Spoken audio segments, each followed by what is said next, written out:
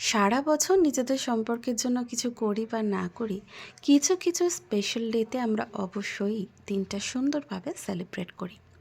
রিলেশনশিপের প্রথম Valentine's data আমরা খুব সুন্দর করে সেলিব্রেট করেছিলাম এবং সরস্বতী পুজোটাও। তাই এবছরও ভ্যালেন্টাইন্স ডেটা আমরা সুন্দর করেই সেলিব্রেট করেছি প্রতি বছরের মতো। গতকাল সারাদিন ব্যস্ততা সেরে রাত্রিবেলা আমরা চলে গেছিলাম সম্রাট রেস্টুরেন্টে ডিনার করতে, যেটা চন্দননগর ব্রাঞ্চ। সবার প্রথম যদি অ্যাম্বিয়েন্সের কথা বলি, আমার তো অ্যাম্বিয়েন্স বেশ ভালো লেগেছে। এখানে স্যাটারডে সানডে করে লাইভ মিউজিক থাকে, সেটাও যথেষ্ট দক্ষ শিল্পীরা পারফর্ম করে থাকে।